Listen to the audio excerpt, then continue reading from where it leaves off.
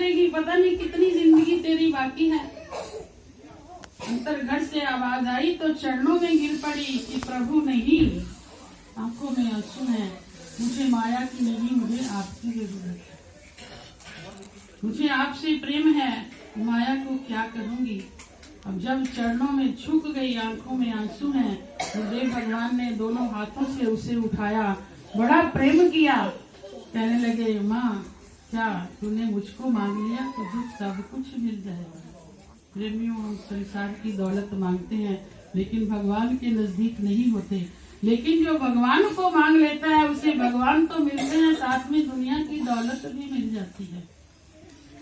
गुरुदेव भगवान ने दोनों हाथ नीचे करके उसे उठाया, बड़े प्रेम से उसके शीश पर हाथ रखा, आशीर्वाद क्या दिया, जा माँ, आज तूने मुझसे मांग लिया, आज के बाद मैं हर पल तेरा हूँ। लेकिन ये भी